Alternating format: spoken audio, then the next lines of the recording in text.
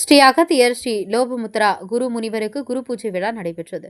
தேனி மாவட்டம் வீரபாண்டி ஸ்ரீ அகத்தியர் குருபீடம் அகத்தியர் குருமுனிக்கு குரு பூஜை விழா டிசம்பர் 18ஆம் தேதி புதன்கிழமை ஸ்ரீ அமிர்த கலச ஞான அகத்தியர் உற்சவம் ஊர்வலம் ஸ்ரீ சாலை பிள்ளையார் திருக்கோவிலிருந்து வீரபாண்டி கன்னிமார் கோவில் அருகில் அருள்பாலித்துக் கொண்டிருக்கும் அகத்தியர் குருபீடத்துக்கு முளைப்பாரி ஊர்வலம் வந்ததை தொடர்ந்து டிசம்பர் 19ஆம் தேதி வியாழக்கிழமை வேள்வி மற்றும் 108 மூலிகை அபிஷேகம் நடைபெற்றது.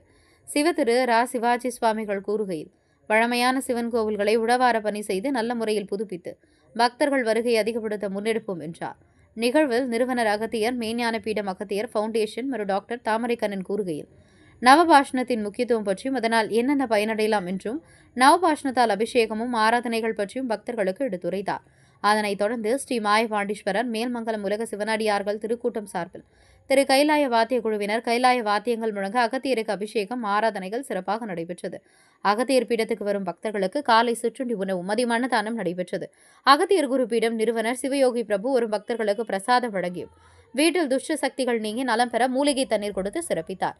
மேலும் சிவயோகி பிரபு கூறுகையில், அகத்தியர் பீடத்துக்கு வரும் பக்தர்கள் ஸ்ரீ அகத்தியருக்கும் ஸ்ரீ லோபமுத்ரா சன்னிதானத்துக்கும் எடுத்து வரும் அபிஷேக பொருட்களை தங்கள் பொற்கரங்களாலே அபிஷேகம் செய்யும்படி கூறினார்.